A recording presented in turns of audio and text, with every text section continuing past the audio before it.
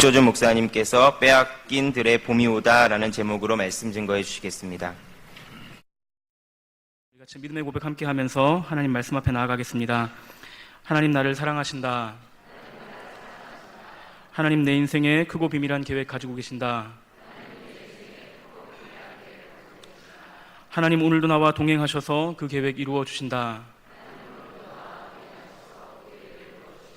아멘. 그렇게 될 줄로 믿습니다. 빼앗긴 들에도 봄은 오는가라는 시가 있습니다. 민족 저항 시인인 이상화 시인이 1926년 개벽지에 발표한 시인데요. 이 시의 첫 소절은 이렇게 시작합니다. 지금은 남의 땅, 빼앗긴 들에도 봄은 오는가. 여기서 이 빼앗긴 들이라는 것은 일제에 의해서 주권을 빼앗긴 조국의 현실을 말합니다. 그리고 봄이 온다는 것은 이 조국의 광복을 말하겠죠. 그러니까 원래는 우리 땅이었는데 지금 빼앗겨서 남의 땅이 되었고, 과연 이 암담한 조국에 독립이 오겠는가, 이렇게 물으면서 시를 시작하고 있습니다.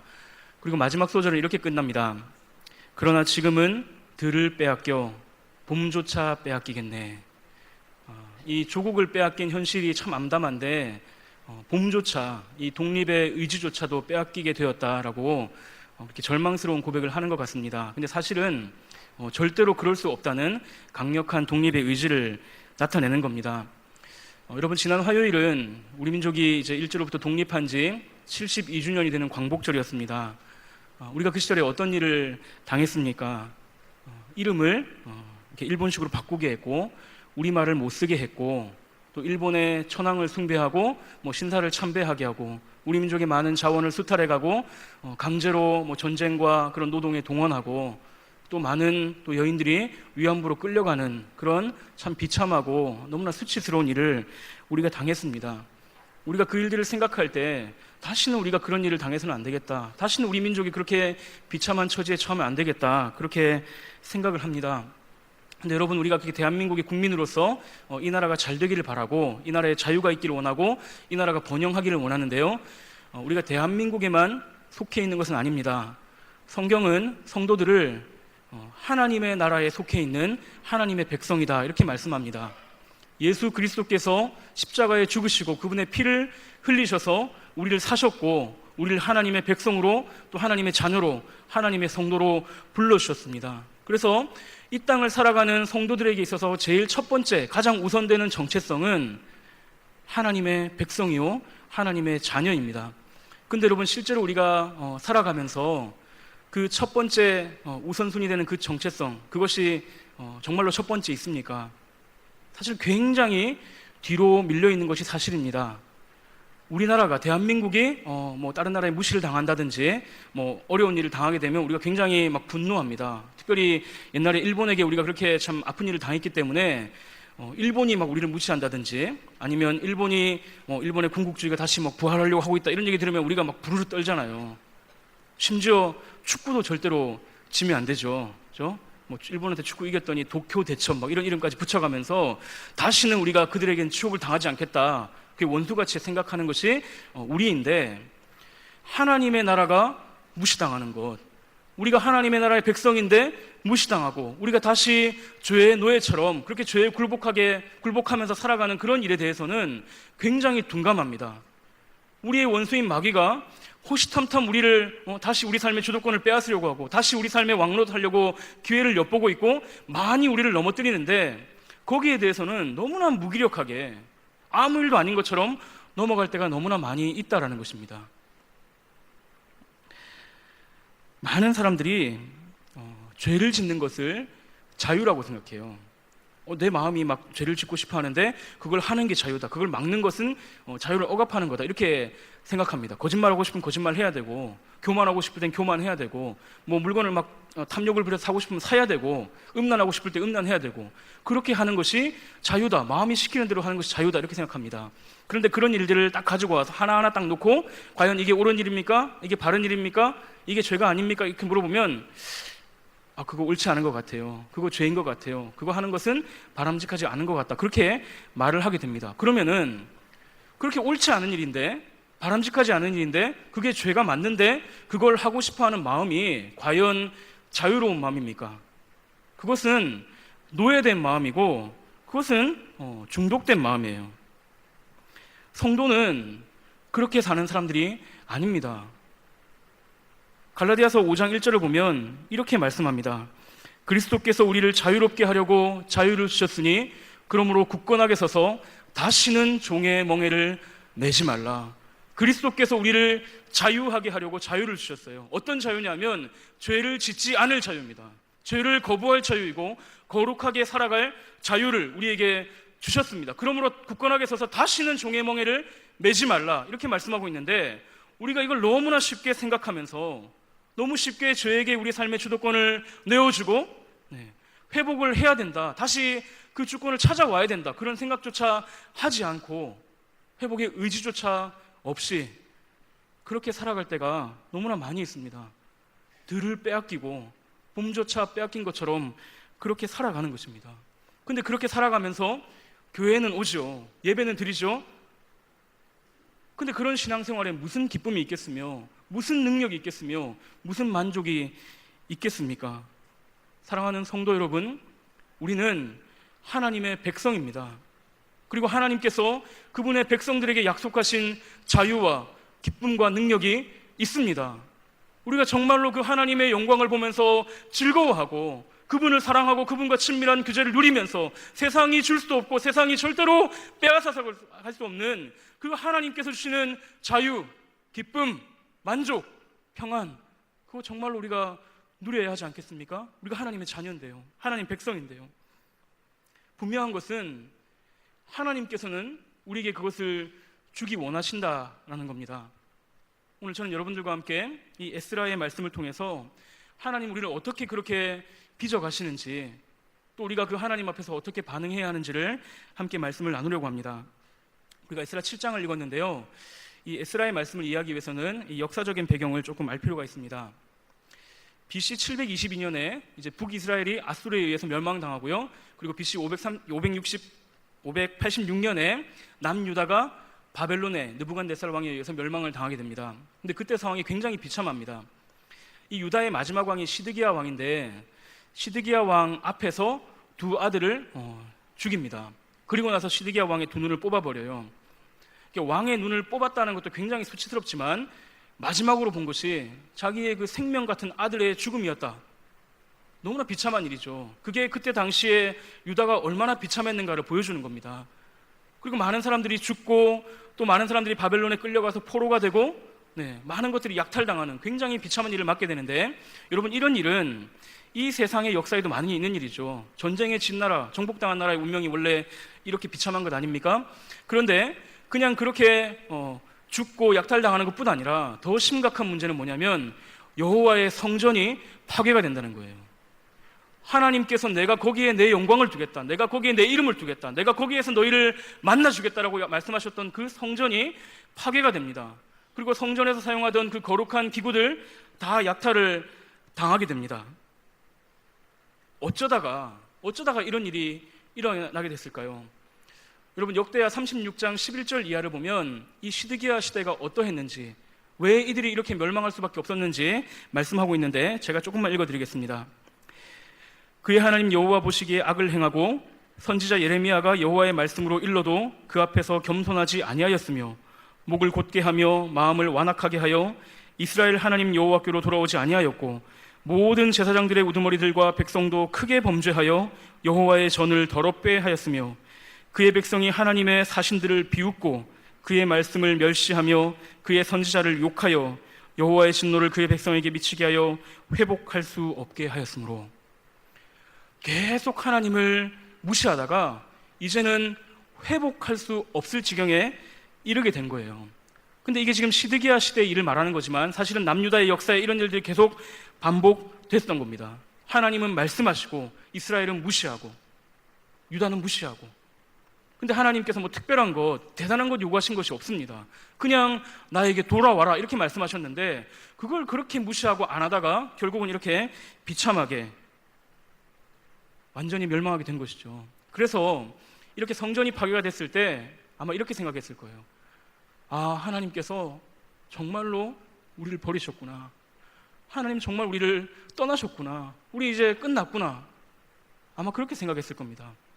여러분, 우리도 이 땅을 살아가면서 분명한 하나님 말씀이 있음에도 불구하고 우리가 죄를 지을 때가 있습니다. 그러면은 하나님께서 여러 가지 방식으로 우리에게 그렇게 하면 안 된다고, 돌아와야 된다고 말씀하시는데, 그걸 계속 무시하고 거부하고 그 하나님 말씀을 짓밟다가 하나님께서 우리에게 징계하시고 또 우리에게 큰 어려움을 주실 때 어떻게 생각하겠습니까?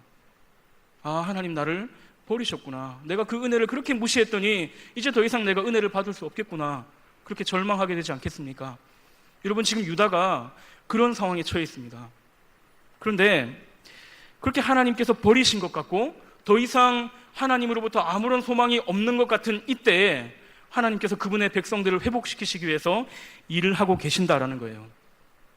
BC 586년에 멸망을 당하는데 BC 539년에 이 페르시아의 고레스 왕이 이제 바벨론을 무너뜨리고 이 고대 근동 지역의 패권을 차지하게 됩니다.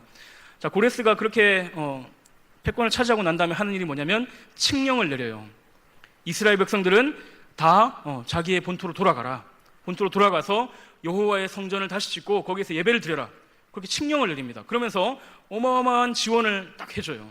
만약에 구두로 이스라엘 지도 딱 불러놓고 너희 올라가 이렇게 했는데 올라가려고 하면 나 그런 말 안 했다 이렇게 할 수도 있잖아요. 근데 칙령을, 조서를 만들어가지고 딱 내립니다. 누구도 그 왕의 명령을 거역할 수 없도록. 자, 그러면은 이 이방의 왕인데 왜 이런 일을 합니까? 여러분, 이거는 이 바벨론과 페르시아의 이 식민 정책이 다르기 때문이기도 하지만 사실은 하나님께서 이 고레스가 왕이 되기 100년도 전에 이사야 선지자를 통해서 하셨던 예언을 성취하시는 거예요. 이사야 44장 28절을 보면 이렇게 말씀합니다. 고레스에 대하여 이르기는 내 목자라 그가 나의 모든 기쁨을 성취하리라 하며 예루살렘에 대하여 이르기를 중건되리라 하며 성전에 대하여는 내 기초가 놓여지리라 하는 자니라. 이 예언이 이루어져서 다시 성전이 지어지는 거예요. 다시 하나님의 집이 세워집니다. 자, 그러면은 성전이 세워졌으니까, 예배 처소가 회복이 됐으니까 이제 이스라엘 백성들의 그 삶과 신앙이 회복이 되겠죠. 그랬으면 좋겠는데 그렇지 않습니다. 건물은 세워지는데, 하나님의 집은 세워졌는데, 외형은 갖춰졌는데 그 안에 뭔가가 더 채워져야 했어요. 자, 지금 에스라 7장을 읽어보니까 2일 후에 이렇게 이야기하죠. 그리고 6장을 보면 이제 성전을 다 짓고 나서 하나님께 봉헌하는 이야기 나옵니다. 그러면 우리가 생각하기에는 성전을 봉헌하고 나서 에스라가 바로 왔구나 이렇게 생각할 수 있지만, 사실은 이 성전 봉헌과 에스라가 귀환하는 데까지는 한 60년 정도의 그 시간 간격이 있습니다. 자, 그러면은 성전이 봉헌되고 나서 에스라가 오기까지 그 60년 동안 이스라엘 백성들이 어떻게 살고 있었을까? 자, 그게 에스라 9장을 보면 나오는데요. 1절과 2절을 제가 읽어드리겠습니다. 2일 후에 방백들이 내게 나와 이르되 이스라엘 백성과 제사장들과 레위 사람들이 이 땅 백성들에게 떠나지 아니하고 가나안 사람들과 헷 사람들과 브리스 사람들과 여부스 사람들과 암몬 사람들과 모압 사람들과 애굽 사람들과 아모리 사람들의 가증한 일을 행하여 그들의 딸을 맞이하여 아내와 며느리로 삼아 거룩한 자손이 그 지방 사람들과 서로 섞이게 되었는데 방백들과 고관들이 이 죄에 더욱 으뜸이 되었다 하는지라. 어떻게 좀 회복이 되어 있습니까? 전혀 회복이 되어 있지 않습니다. 아마 성전을 처음 봉헌했을 때 그때 반짝 회복됐을지도 모르죠. 그런데 다시 그 하나님께 버림받았던, 회복될 수 없었던 그때의 상태로 돌아가 버려 있어요. 다시 그 죄의 노예처럼 살고 있는 겁니다.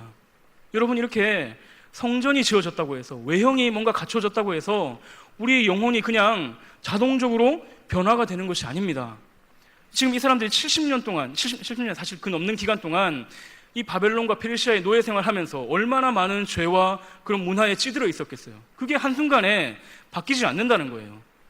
우리가 이 땅을 살아가면서 이 땅의 참 사고방식들과 악한 그런 문화들이 알게 모르게 우리 안에 많이 들어와 있고 교회 안에도 들어와 있는데, 그게 그냥 어떤 신앙의 의무를 행하고 예배에 참석하고 뭔가를 좀 한다고 해서 그냥 우리 마음이 자동적으로 정말 하나님께서 받으실 만한, 하나님께서 기뻐하실 만한, 하나님의 은혜를 누릴 만한 그런 상태로 변화되는 것이 아니라는 겁니다. 물론 외형도 중요하지만 그 중심에 새로운 변화가 있어야 한다는 거예요. 자, 이렇게 지금 성전 건물로는 충분하지 않았고 뭔가 그 중심에 새로운 것이 있어야 했던 바로 그때에 혜성처럼 등장하는 사람이 이 에스라입니다. 자, 에스라가 어떤 사람이냐면 오늘 본문을 보니까 1절부터 5절까지는 에스라의 족보를 설명하고 있습니다. 우리가 아까 읽진 않았는데 에스라의 족보를 이야기하고 있어요. 이 족보를 보다 보면 익숙한 아주 그 친숙한 이름들이 나오죠. 5절에 보니까 비느하스, 엘르아살, 그리고 아론 이렇게 나옵니다. 이 친숙하지 않은 분들은 큐티를 안 하고 계시다는 건데, 자, 에스라는 아론의 제16대 손, 그러니까 제사장 가문의 사람이다라는 것을 소개하고 있습니다. 자, 그리고 나서 이 본문이 특별히 에스라에 대해서 강조하는 부분이 있는데 그게 뭐냐면 율법이에요. 율법. 6절을 보니까 그는 이스라엘의 하나님 여호와께서 주신 모세 율법에 익숙한 학자로서 이렇게 말씀합니다. 익숙하다라는 것은 우리가 잘 아는 것처럼 능숙하다, 그리고 잘 준비되었다라는 의미입니다. 그리고 10절을 보시면 여호와의 율법을 연구하여 준행하며 율례와 규례를 이스라엘에게 가르치기로 결심했다라고 말씀합니다. 자, 그러면 이 에스라를 그냥 한마디로 딱 설명하자 그러면 이 사람은 율법의 사람이다 이렇게 말을 할 수 있을 거예요. 근데 좀 궁금한 게 하나 생깁니다. 여러분, 이 에스라는 유다에 살면서 말씀 훈련을 잘 받았다가 바벨론의 포로로 잡혀가가지고 거기 살다가 다시 유다로 귀환한 사람이 아닙니다. 이 사람은 바벨론에서 태어난 사람이에요. 거기서 태어나서 거기서 자랐다가 거기에서 다시 유다로 귀환을 하는 사람입니다. 근데 이 사람이 어떻게 여호와의 율법에, 모세 율법에 익숙할 수 있었을까? 어떻게 여기에 능숙할 수 있었을까라는 거예요. 이게 불가능한 일 같은데, 사실 우리가 이 성경을 읽다 보면 이 바벨론에서도 신실하게 그 하나님을 믿는 그 믿음을 지켰던 사람들이 있습니다. 대표적인 사람이 다니엘과 세 친구들, 아니면 모르드게, 아니면 에스더, 이런 사람들이 있죠. 근데 그 사람들이 내가 여기서도 내가 믿음을 지키면서 이 믿음을 전수하면서 살아가겠다 이렇게 생각을 한다고 해도 그 나라 사람들이 너 왜 우리 신 안 믿어? 너 왜 아직까지 너희 신 안 버렸어? 이러면서 다 죽여버리면 어떻게 믿음을 지키고 어떻게 전수할 수 있겠습니까? 믿음이 전수가 된다는 것은 하나님께서 보호해 주신다는 거예요. 하나님께서 그들을 지켜주신다는 겁니다. 자, 그러니까 에스라가 어떻게 이 율법에 익숙할 수 있었는가? 자고 있는데 갑자기 꿈에 나와가지고 하나님께서 말씀을 막 줄줄줄 읊어주신 것이 아니라 하나님의 보호하심 속에서 말씀을, 율법을 지키면서 살고 있던 그 누군가가, 아마도 이 계보를 봤을 때는 아버지였겠죠. 그 누군가가 에스라에게 말씀을 가르쳤고 율법을 가르쳤고 에스라가 그 율법을 배우면서 거기에 익숙해지고 능숙해지고 내가 이 율법을 내 백성들에게 전하리라, 그렇게 준비가 되었던 거예요. 그러니까 여러분, 바벨론에서도 하나님은 일하고 계시고 하나님의 사람을 준비시키신다라는 겁니다. 우리가 보기에는 이 에스라가 이 6장에서 7장 60년 딱 지나고 갑자기 혜성처럼 뿅 등장한 것 같지만 사실은 하나님께서 다 준비시켜 놓으시고 때가 되었을 때 이 역사의 무대에 하나님께서 등장을 시키신다라는 거예요. 여러분, 이것이 하나님께서 일하시는 방식입니다. 하나님 언제나 그 암울한 역사 속에서 하나님의 사람을 준비시키십니다. 너무나 그 절망적인 것 같았던 그 애굽에서의 400년 노예 생활 끝에 모세가 준비되었죠. 사사시대, 그 암울하고 절망적이었던 그 사사시대, 하나님의 말씀이 희귀했던 그 시대에 사무엘이 준비가 됐습니다. 말라기 선지자 이후로 하나님께서 더 이상 말씀하지 않으셨던 그 구약과 신약 사이에 그 400년의 침묵기 끝에 세례 요한이 빈들에서 준비가 되고 있었습니다. 교회의 역사를 봐도 올해가 종교개혁 이제 500주년이 되는 해인데요, 그 중세에 하나님 말씀이 그렇게 짓밟히고 있던 그 시대에 종교개혁자들이 등장을 하는 거예요. 그 시대에는 절대로 나올 수 없는 사람들인데, 그 시대에는 그런 사람들이 만들어질 수가 없는데 어디에선가 하나님께서 그들을 준비시키시고 그들을 등장시키시고 그들을 통해서 하나님의 일을 해나가십니다. 그게 하나님께서 일하시는 방식입니다. 그러므로 여러분, 우리가 아무리 어둡고 소망이 없다 하더라도, 혹시 지금 우리의 가정이 영적으로 무너져 있고 우리 교회가 무너져 있고 너무나 절망적으로 보인다 하더라도 우리는 하나님께 소망을 두어야 합니다. 왜냐하면 하나님께서 준비시키시고 회복시키시기 때문입니다. 그런데 오늘 제가 여러분들에게 한 가지 도전하고 싶은 것이 있습니다. 분명히 하나님께서 그 일을 하실 건데 그렇게 준비되고 하나님께 쓰임받는 사람이 내가 되면 좋겠다, 좀 그런 소원이 우리에게 있었으면 좋겠습니다. 하나님, 정말 하나님께서 우리 가정을 회복시키실 때, 하나님 우리 교회를 회복시키시고 우리 민족을 회복시키실 때 하나님 나를 사용하여 주십시오. 나를 주님께 드립니다. 하나님 나를 하나님의 말씀으로 연단시키시고 하나님 나를 통하여 역사하여 주십시오.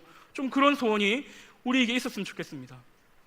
아유, 나까짓 게 뭘 하겠어. 나는 그냥 이렇게 살다가 가고 누군가가 하겠지, 누군가가 쓰임 받겠지, 그런 마음을 버리시고 하나님 정말로 나를 써주십시오, 그런 소원을 가졌으면 좋겠습니다.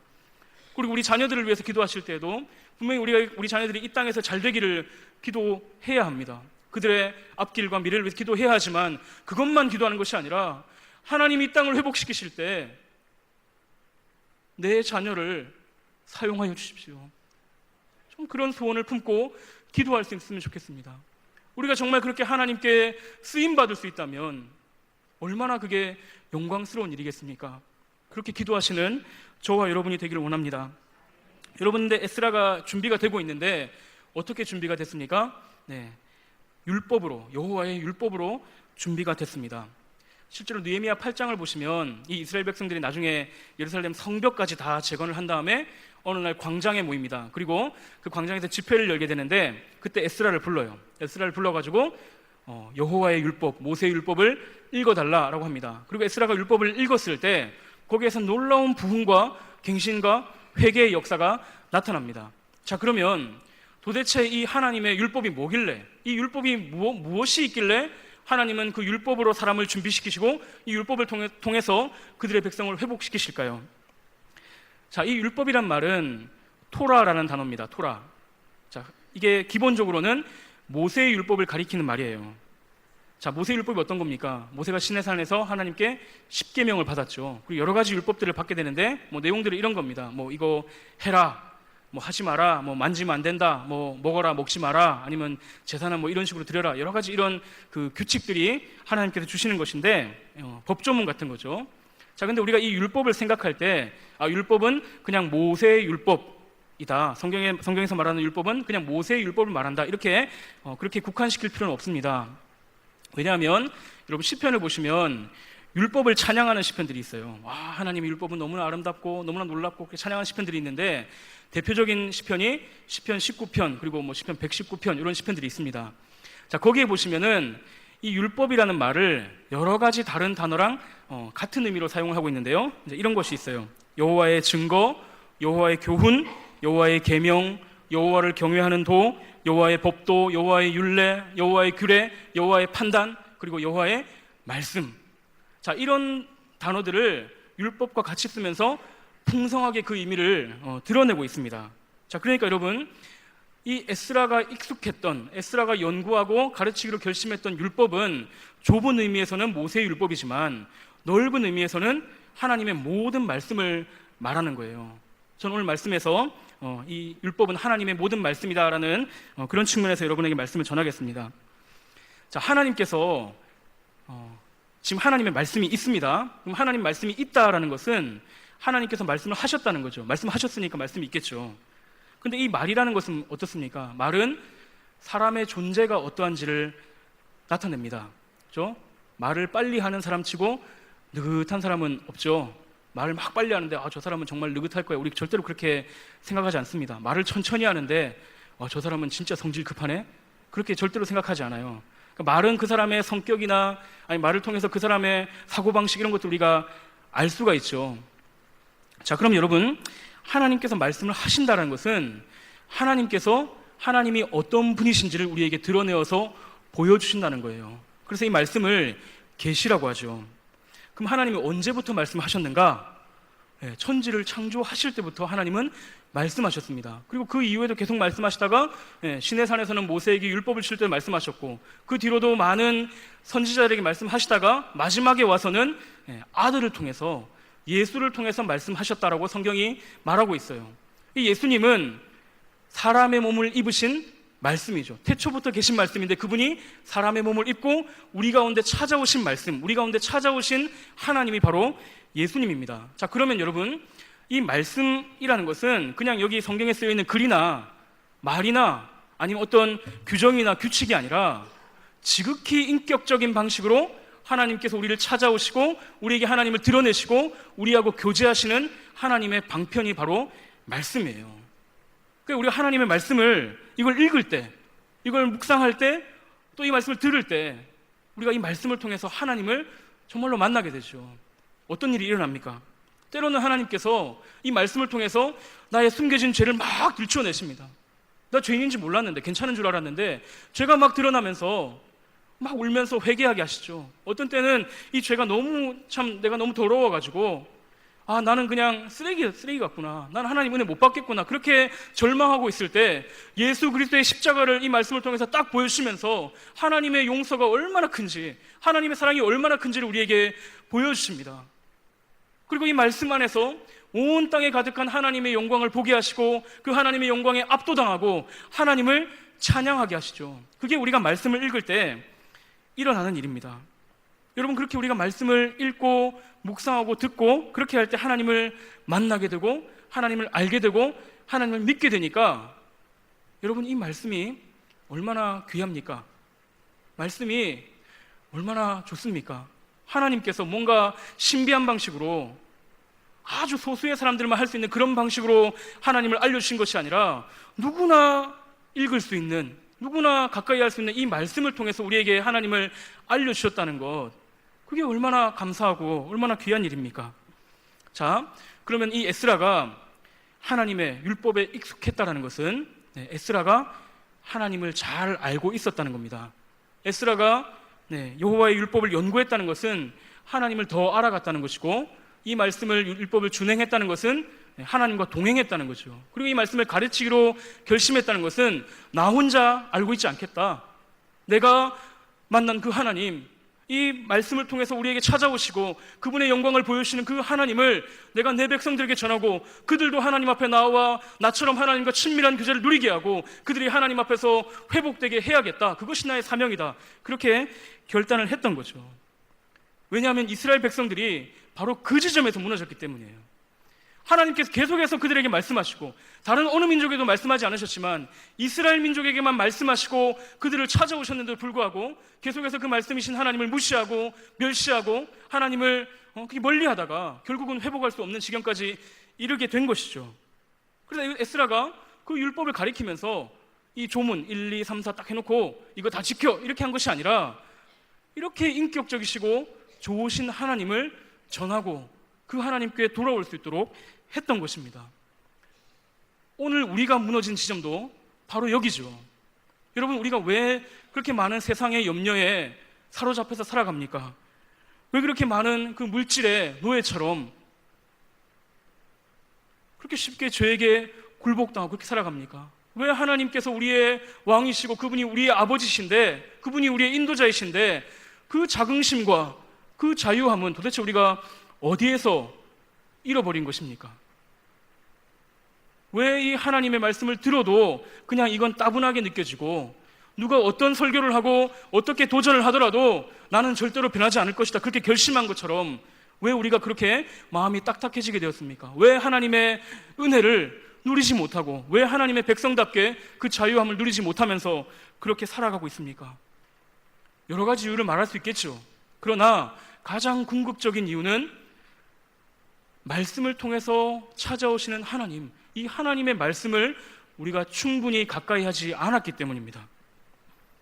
말씀을 가까이 하지 않는다는 것은, 말씀을 읽지 않고 묵상하지도 않고 듣지 않는다는 것은 하나님을 가까이 하지 않는다는 거죠. 하나님을 가까이 하지 않는데 어디에서 은혜를 받겠으며 어떻게 하나님의 백성답게 살아갈 수가 있겠습니까? 어떻게 거기에 무슨 믿음이 있겠으며 무슨 만족이 있겠으며 무슨 기쁨이 있겠습니까? 말씀이 없는 곳에는 아무것도 없습니다. 말씀이 없는 곳은 아무것도 없습니다. 여러분, 그렇기 때문에 지금 하나님께서 이스라엘 백성을 회복시키실 때 에스라를 보내시는 거예요. 말씀의 사람 에스라를 보내십니다. 말씀의 사람이 간다는 것은 말씀이 간다는 거죠. 말씀이 간다는 것은 하나님께서 찾아오신다는 겁니다. 자, 그러면 오늘 우리에게는 하나님께서 어떻게 말씀을 주십니까? 여러분, 우리가 에스라가 굉장히 대단하게 생각하죠. 이 사람은 모세의 율법에 익숙한 학자다, 율법을 연구하고 준행하고 지키는 건 대단한 사람이다 생각하지만, 여러분, 우리가 이 에스라와 비교할 수 없을 만큼 많은 말씀을 받았다는 것을 알고 계십니까? 에스라는 모세의 율법밖에 없는 사람이에요. 그러나 우리는 이 지금 구약과 신약이 완전히 완성돼서 하나님 말씀이 온전한 형태로 우리에게 주어져 있습니다. 에스라는 예수님 이전의 사람입니다. 에스라는 예수님 몰라요. 그럼 우리는 어떻습니까? 말씀이 육신이 되어서 우리 가운데 찾아오신 하나님의 아들 예수 그리스도를 우리가 알고 있잖아요.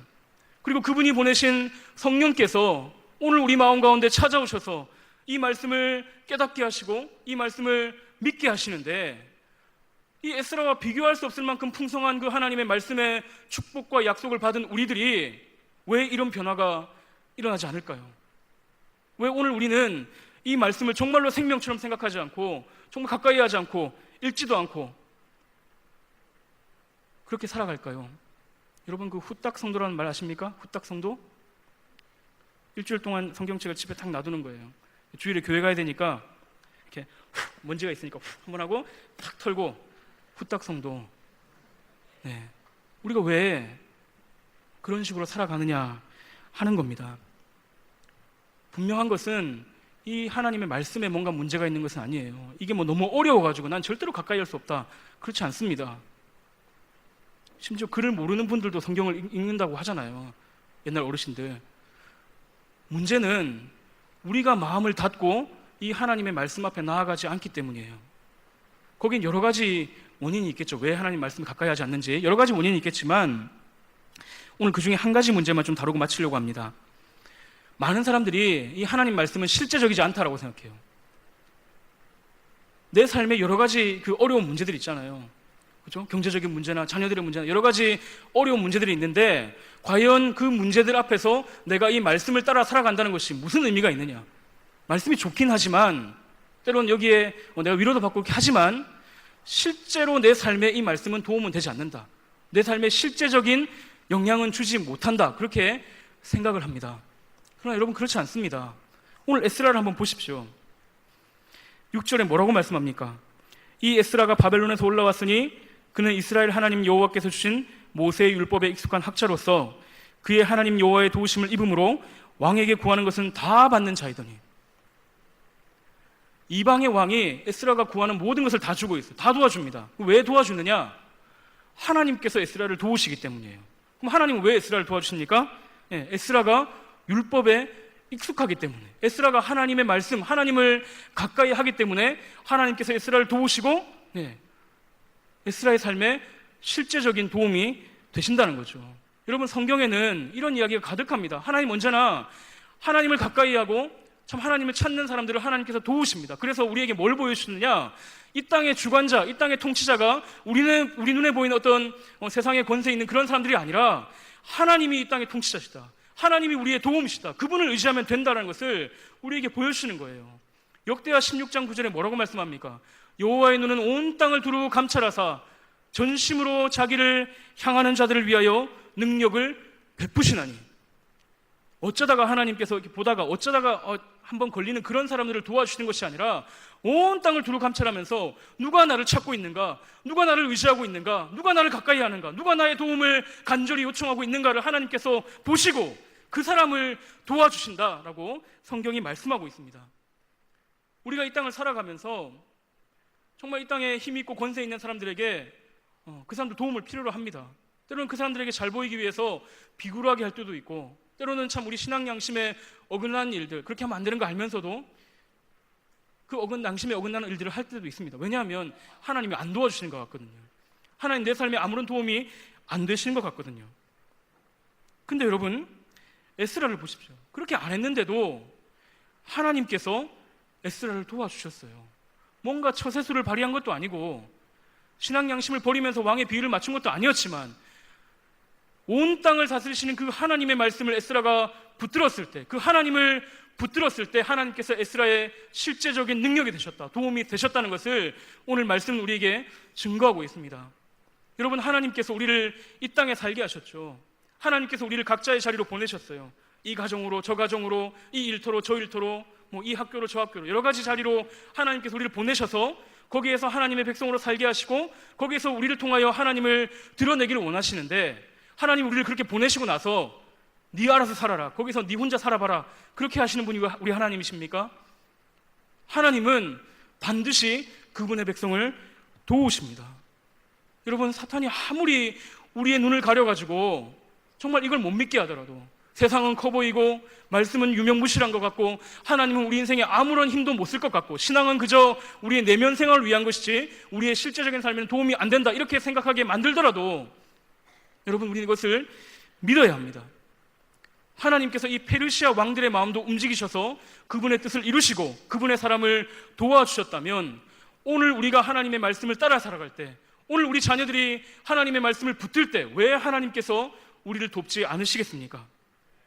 여러분 특별히 정말 우리 자녀들을 위해서 또 우리 주변에 믿음으로 살아가기를 원하는 사람들이 있는데 그 사람들을 위해서 우리가 정말 믿음으로 이 말씀을 붙들고 살아야 합니다. 여러분 인터넷에서 물건 사보셨죠?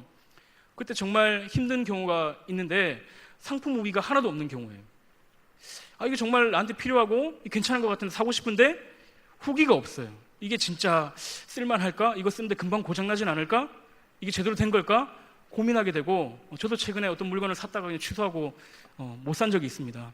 여러분 마찬가지로 우리 주변에 우리 자녀들이나 다른 사람들이 나도 하나님 좀 믿어봐야겠다, 나도 하나님 말씀대로 살아봐야겠다, 괜찮을 것 같다 이렇게 생각할 때 우리가 그들에게 후기가 되어줘야 하지 않겠습니까? 나를 보면 우리 교회를 보면 하나님 말씀대로 사는 것이 복된 삶이 맞구나, 하나님 정말 그분의 백성들을 도우시는구나, 하나님 말씀대로 살아가는 것이 이 땅에 참된 자유와 능력을 맛보는 삶이 맞구나, 우리가 정말 그것을 보여주어야 하지 않겠습니까? 여러분 에스라가 말씀을 연구할 뿐 아니라 준행했습니다. 말씀을 살아냈다는 거죠. 자, 그리고 그런 에스라가 말씀을 전했을 때 하나님께서 역사하시고 능력을 베풀어 주셨습니다. 저는 오늘 이런 삶이 이 땅에서 하나님의 백성으로 살아가는 삶이라고 그렇게 믿습니다. 우리가 그렇게 살아갈 수 있도록 하나님께서 말씀으로 우리를 찾아오신 줄로 믿습니다. 여러분 이제 말씀을 정리하겠습니다. 제가 이 말씀을 준비하면서 이 역대하 후반부와 또 에스라와 느헤미야를 다시 읽는데 역대하의 한 구절을 읽으면서 제가 참 많이 감동을 받고 참 많이 울었습니다. 역대하 36장 15절 말씀인데요. 그 조상들의 하나님 여호와께서 그의 백성과 그 거하시는 곳을 아끼사 부지런히 그의 사신들을 그 백성에게 보내어 이르셨으나, 하나님 앞에서 계속 악을 행하고 하나님 말씀을 멸시하고 하나님의 성전을 더럽혔던 사람들인데 하나님께서 그들을 아끼사 부지런히 그의 사신들을, 하나님의 말씀의 사람들을 보내서 이루셨습니다. 그런데 거부하고 결국은 비참하게 회복될 수 없는 지경까지 이르게 되었죠. 여러분 오늘도 하나님께서 우리를 아끼시고 부지런히 그분의 말씀을 보내시는데, 이 성경을 우리에게 주셨는데 우리도 혹시 그 유다 백성들처럼 그렇게 살고 있지는 않습니까? 오늘 우리 중에는 정말로 하나님을 뜨겁게 사랑하고 그 하나님 말씀을 늘 붙들고 그래서 하나님의 능력을 날마다 경험하시는 분들이 분명 계실 겁니다. 너무나 귀한 분들이죠. 그러나 오늘날 보편적으로 많은 성도들이 말씀을 멀리하고 무시하고 하나님의 백성의 정체성을 잃어버리고 사는 것이 사실입니다. 그렇게 살아가면서 세상이 조롱하죠. 예수 믿는 너희는 뭐냐? 들을 빼앗긴 것 같아요. 심지어 어떤 분들은 정말 이 패역한 이스라엘 백성들처럼 하나님 말씀 멸시하면서 하나님 앞에 고개를 빳빳하게 들고 어디 나한테 한번 말해보시오, 그런 태도로 회복될 수 없는 지경을 자초하는, 봄조차 빼앗긴 것 같은 그런 분들도 계실 겁니다. 어쩌면 여기에 계실지도 모르겠습니다. 언제까지 그렇게 하나님 말씀을 멸시하려고 하십니까? 오늘 돌이키시기를 바랍니다. 여러분 하나님은 말씀으로 우리를 찾아오셔서 우리를 하나님의 백성답게 성도답게 그렇게 만들어 가십니다. 그렇게 하나님 우리를 아끼셔서 부지런히 주시는 그 하나님의 말씀을 오늘 우리가 받으십시다. 우리에게 주신 이 말씀을 사랑하고 가까이 하고 읽고 묵상하고 들으십시다. 이 말씀 안에서 우리가 하나님을 만나게 되고 이 말씀 안에서 우리의 정체성을 회복하게 되고 이 말씀 안에서 우리가 이 땅을 살아가는데 실제적인 도움과 우리가 생각하지도 못했던 기이한 그 하나님의 능력을 경험하게 됩니다. 여러분 빼앗긴 들에는 봄이 옵니다. 그것이 우리에게서 시작되는 것이 아니라 오늘도 우리를 아끼시고 부지런히 말씀을 보내시는 그 신실하신 하나님, 그분의 사랑으로부터 봄이 옵니다. 오늘 이 말씀 앞에 나아가서, 하나님 앞에 나아가서 참된 회복을 경험하시는 저와 여러분이 되기를 간절히 원합니다. 우리 이 시간 함께 좀 찬양하고 기도하겠습니다. 오늘 말씀을 기억하면서 하나님, 우리에게 주신 이 말씀, 우리를 회복시키시는 이 말씀 앞에 내가 서겠습니다. 그리고 이 말씀을 붙들고 이 땅에서 하나님의 사람으로 살아가겠습니다. 하나님, 우리에게 은혜를 허락하여 주십시오. 우리 그 고백을 가지고 함께 찬양하겠습니다.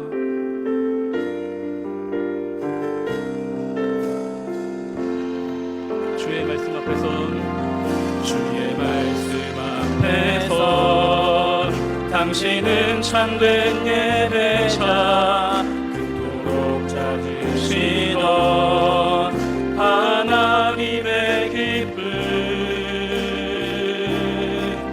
이 세상을 향한 거룩한 생명빛 되어 이 세상을 위한 구원의 소망 되어 영원한 하나님의 나라 함께 세워가리. 좀 기도하겠습니다. 여러분, 하나님께서 그분의 아들을 십자가에 내어주셔서 우리를 죄에서 속량하시고 자유를 주셨는데, 우리가 다시 죄로 돌아가는 일을 너무 쉽게 생각해서는 안 됩니다.